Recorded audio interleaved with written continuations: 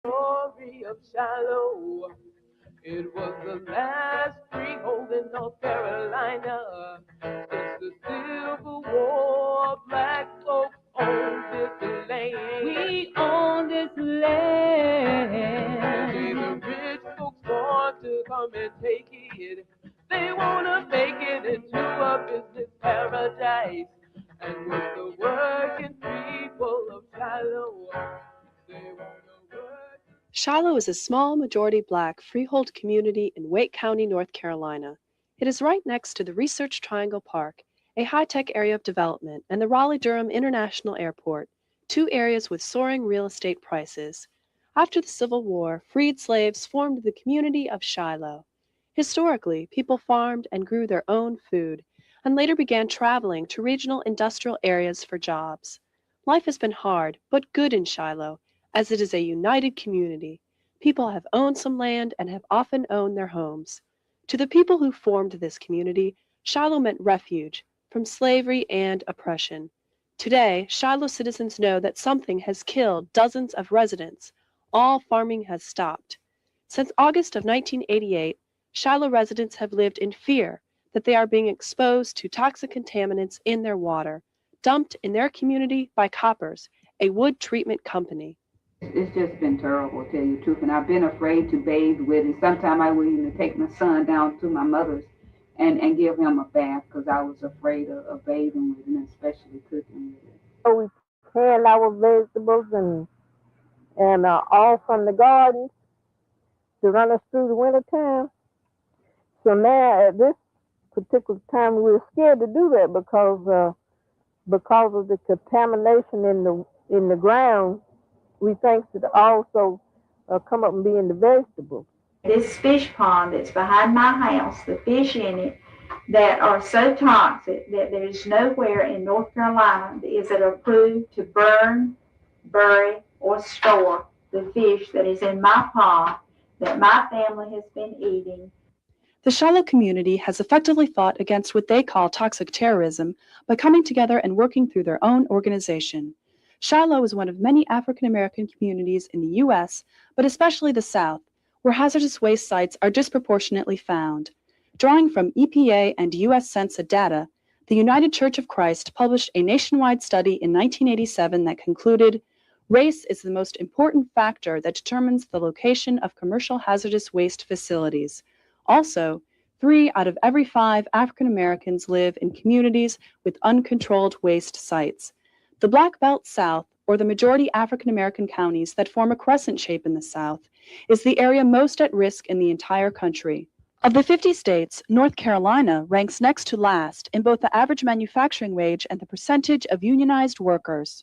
The corporate toxic terrorism on the Black Belt community of Shiloh puts the residents there even more at risk, since they already face the double oppression for being black and for being workers. It's very hard to make a living. A lot of people who live in Shiloh work in industries that pay minimum wage or slightly higher, $5 or something like that an hour, and most people have to work part-time jobs too. If we get sick or anything, we're not even able to pay the doctors and the hospitals and all like that when we're having to pay $1,000 a day or whatever the case may be.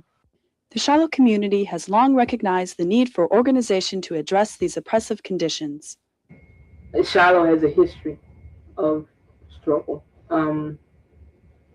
From the end of slavery, people, struggling to own property, the community just struggling to make their own survival. The community had a co-op, where people bought and sold their goods there.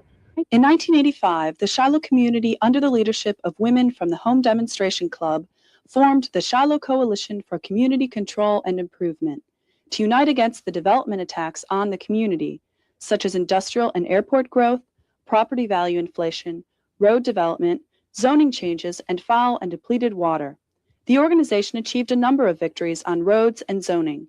The Black Workers for Justice provided organizational assistance, helping the Shiloh Coalition to develop its course of action. The Shiloh Coalition was closely united to the church, which has been a unifying force in the community. The main goal of the Shiloh Coalition for Community Control and Improvement is just that, community control an improvement to maintain a certain standard of living in the community and have control over what the future of our community will be like. Today, the Shiloh Coalition is focusing much of its organizing efforts on the toxic terrorism in their community. So one of the first steps was gathering information and investigation, and then shortly following that, meetings to let people know, what had going on, and make them aware of the contamination of the wells, and then set up a program with how to deal with that.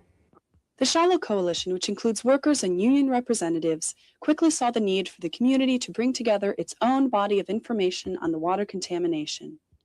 In April of 1989, the group organized a public hearing. This event combined the input of community members, workers, and their allies. We invited different elected representatives there to hear what was going on. We had panelists who were labor leaders in the area, community leaders, legal attorneys, just people who we've had dealings with, just to come and collect testimony about exactly what was going on in the community, how this contamination issue had affected the community, and that was a major stepping stone for us.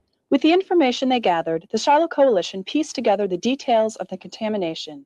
From 1968 to 1975, the Koppers Company processed treated wood using PCP or pentachlorophenol. Workers in the treatment building sprayed a mixture of PCP and IPE, or isopropyl ether, onto wood. PCP solution that didn't penetrate wood was wasted directly to lagoons and a pond on site. From these areas, the contamination easily traveled to underground streams throughout Shiloh. In other sections of the plant, workers cut, drilled, and sanded the wood. Koppers bought the plant in 1962, providing the first source of industrial jobs in the area. Many Shiloh residents worked at the Koppers plant, and for them, the health effects have been severe. All the ones I know that worked in the treatment process that I knew that were good friends, they just dropped dead. A lot of the illnesses that we see there, well, the people that we know who have died, who worked at the plant, we just know that they were relatively young. The sicknesses were not something that went on over years. As the Shiloh Coalition uncovered the basic facts of the contamination, they also uncovered the details of a long-term information blackout on the part of Koppers and some governmental agencies. As early as 1972, Koppers was recording the existence of PCP in wells at the plant. In 1980, the EPA identified high levels of PCP in the Koppers Pond sediment, 6,000 times that acceptable in groundwater. The EPA's investigation was considered complete when Koppers agreed to remove waste piles and contaminated pond sediment. However, Koppers never removed any sediment, only the waste piles. One chief official even declared the case closed.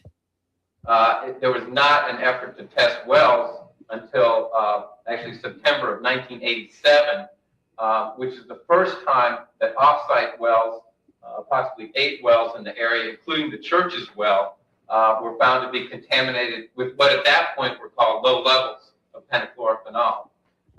But it wasn't until August of 1988 that the EPA even informed Shiloh residents of the PCP contamination, 16 years after Koppers first discovered it and 8 years after the EPA did.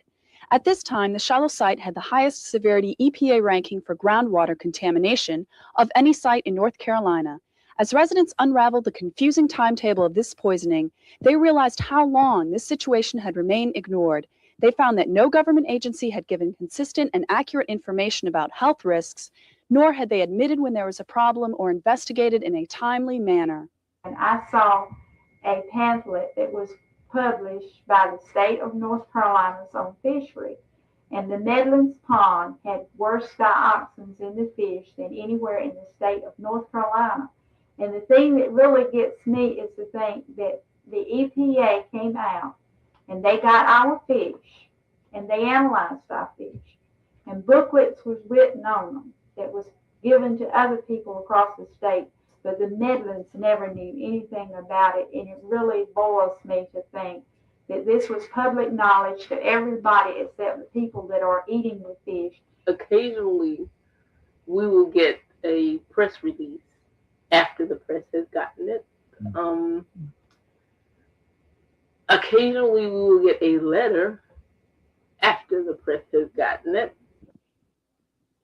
Workers have come forth with the details of the information blackout that they endured while working at the plant. Until the publication on the contamination, I wasn't even aware of what chemicals they were using. Coppers never told me anything about any health working at the plant. They should have been telling us at least once a month or every 6 months this stuff could be hazardous to your health or whatever. But they haven't been educating the people on it, kind of working condition we was in. All they were concerned with was on the job injuries. If you didn't get hurt on the job from a saw or a nail or something like that, nothing else was, any concern. Responding to requests and pressure from the Shiloh Coalition, the State Health Department conducted a cluster study to examine the health consequences of PCP exposure for people living close to the site. The study claims that there are no abnormal levels of cancer in Shiloh, yet fails to compare the levels with other similar areas. Nor did the study look at the other health effects of PCP exposure. We feel like it was very premature to say that there is no health problem here. In fact, it was irresponsible to say that there's no health problem here, given the fact that a number of the problems we're not going to see for a long time. Although the EPA continues to state that there are no health effects among Shiloh residents due to the contamination, they have notified numerous residents not to drink their well water or to take baths in it. Reputable studies indicate that Shiloh residents have been subjected to quantities that put them at risk. The well at the Shiloh Baptist Church has PCP contamination 31 times the level that causes cancer in animals, according to levels determined by a national toxicology study. 8 countries have entirely banned the production of PCP. Also present in commercial-grade PCP are dioxins, the most potent cancer-causing compounds known on Earth. Residents note an alarming rate of health problems occurring, often matching health effects of PCP and dioxins, such as cancer and circulatory problems. A lot of people in this community, every other house, someone have died with cancer. There's a high incidence of high blood pressure. A lot of people write that off as being typical of the African Americans, but for everybody to suffer from this, and that's what it is, children as well as adults. And I think there's something, there has to be a little more than that there. From testimony gathered at the public hearing and with technical assistance from the Clean Water Fund, the Shiloh Coalition formulated a set of demands. These demands were submitted to the EPA and to all elected officials responsible to the community, such as officials in Morrisville, the adjacent municipality. Overall, the public hearing was a significant organizing event for the Shiloh Coalition. It put the EPA on notice, one. It put the state on notice. It put Morrisville on notice. It let put the representatives on notice that we put you in office and this is going on here and we need you to be accountable to our community. You come to us for our vote. Now, this is what we need you to do for us. And we got pretty good response by doing that. And I think it helped the community too, to let people feel or to let people know that they're not isolated. In keeping with the rights guaranteed to people by the Clean Water Act and the Superfund legislation, the Shiloh Coalition has demanded that an alternate water supply be provided, that all wells be tested, that all contaminants be tested for, that community members be part of the decision-making process, and that a full cleanup be conducted. They have also demanded a community and worker health screening. In the spring of 1990, the union at the plant tried to get a company-paid health screening during contract negotiations, but were told that the cost was too high. Overall, due to the widespread abuse and repression of Southern workers, union members at the plant have feared losing their jobs, and this has kept them from forcing the company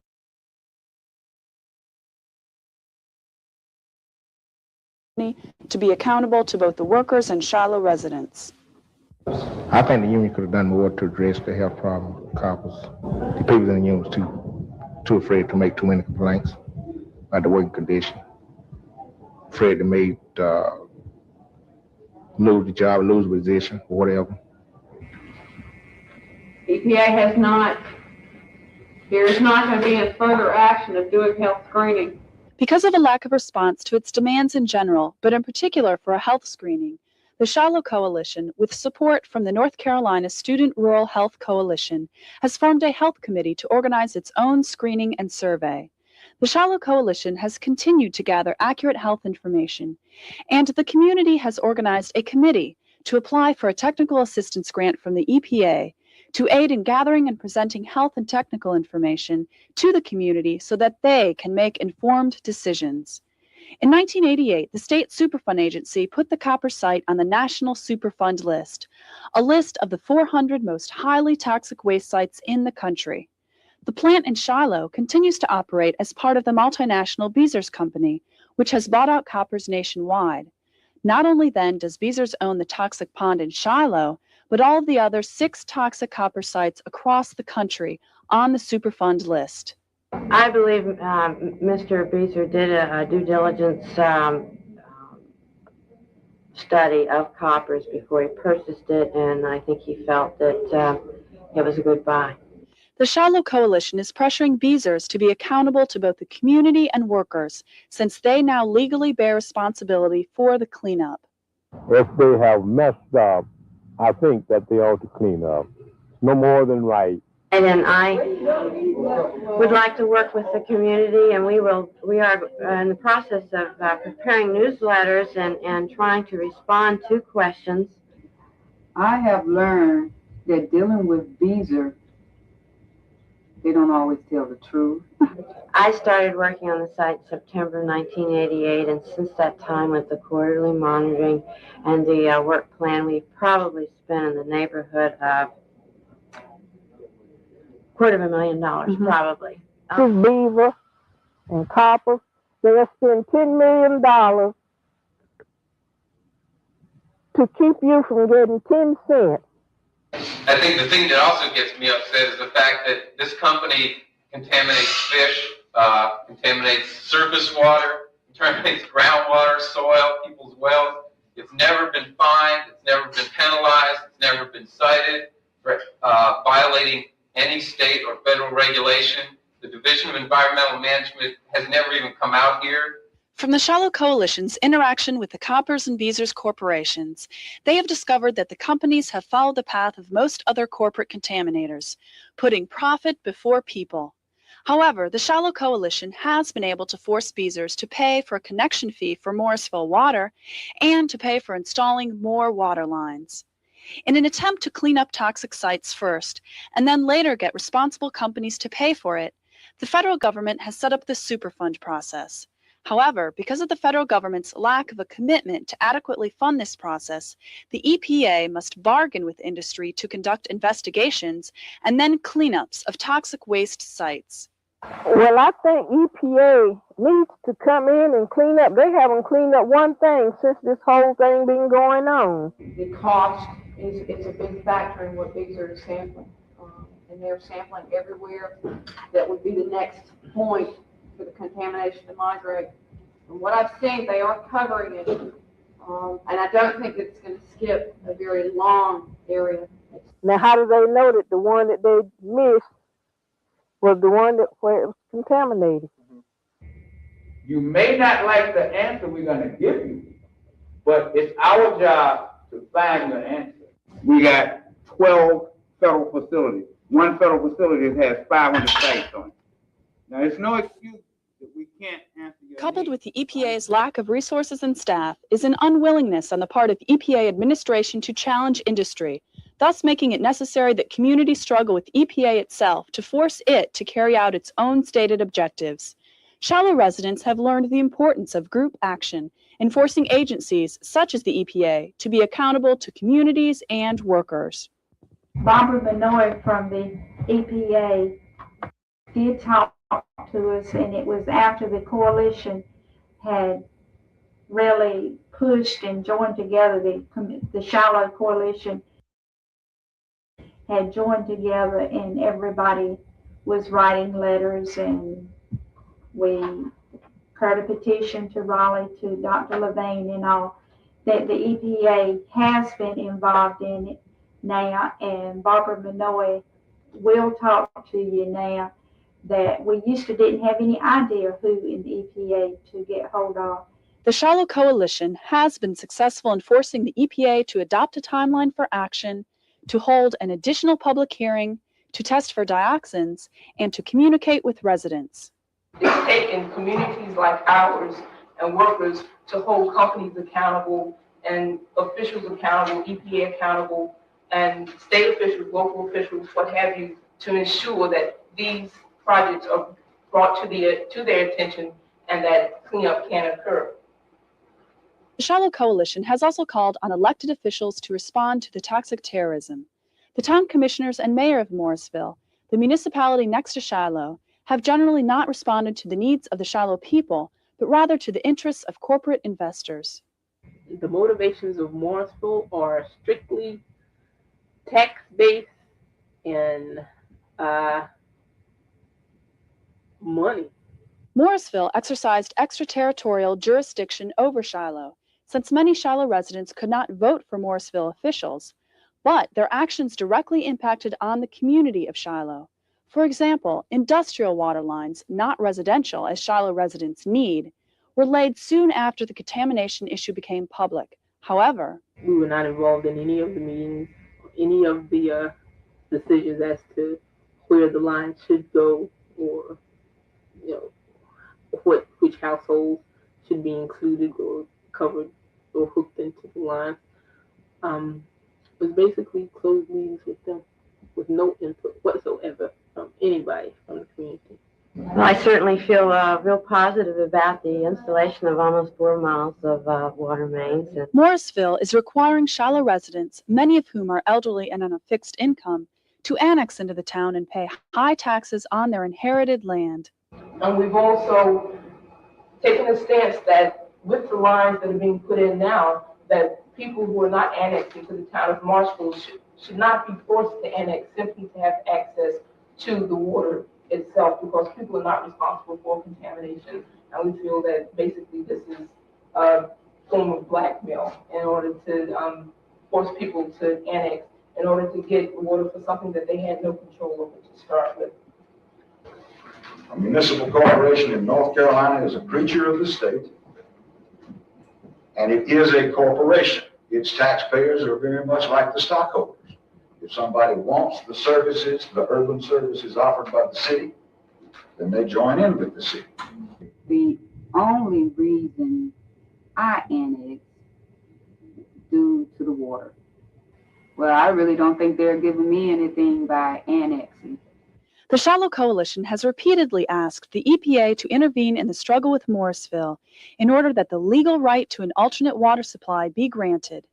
And we're aware that EPA sent a hand-delivered letter to Morrisville highly suggesting that they waive their annexation right in order to allow people to hook into the water line, because of the whole health risk factor there.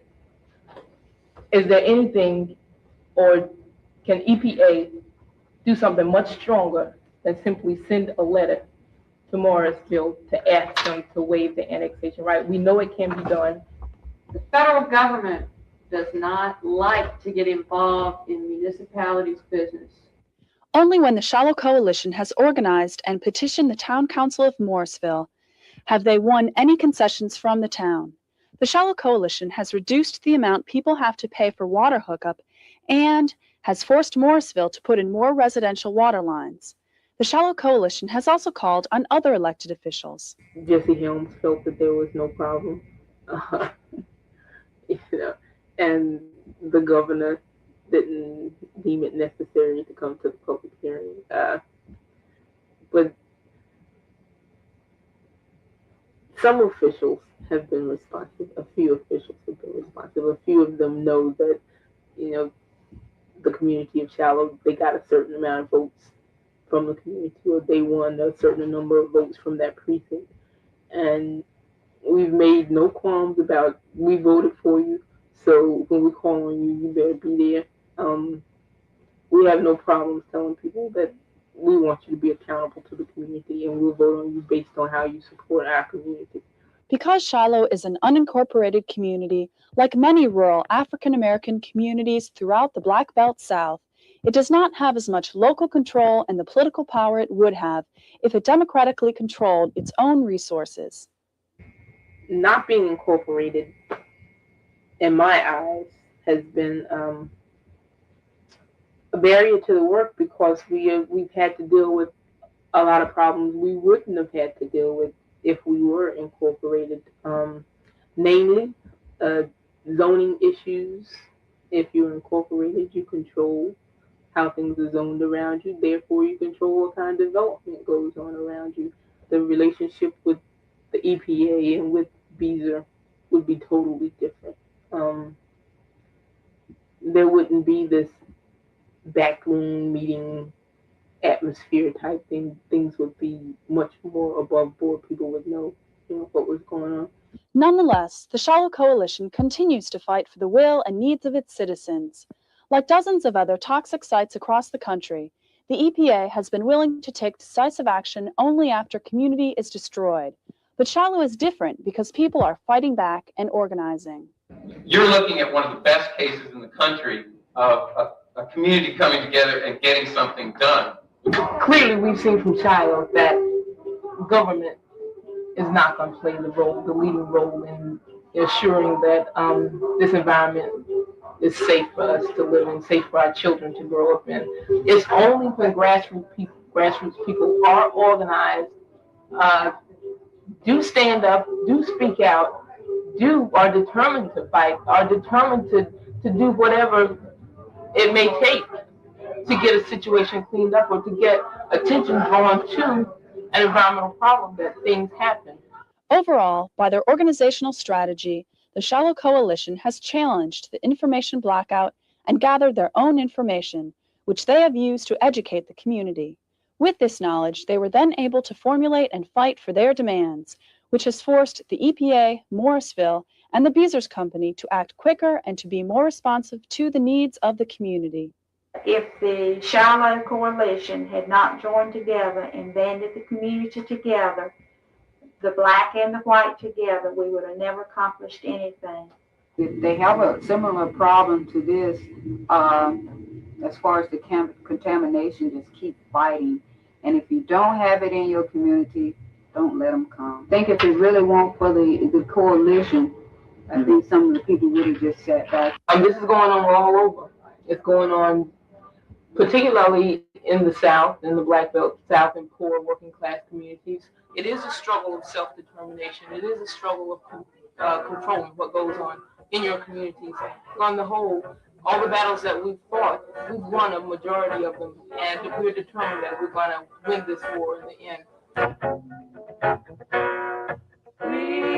Free, got to be free. Free, got to be free. Free, got to be free. Free, got to be free. Well, here's the story of Shiloh. It was the last freehold in North Carolina. Since the Civil War, black folks own this land. We own this land. Only the rich folks want to come and take it. They want to make it into a business paradise. And with the working people of Shiloh, they want to work us all for a dime. They're not going to take it. So we're organizing the people of Shiloh, the sons and daughters of slaves. They're not going to take it. We're going to hold on to our heritage, hold on to our land and our future. Because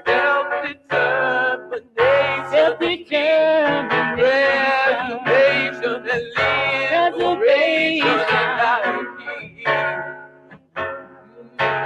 We're gonna be free, got to be free, free, we got to be free.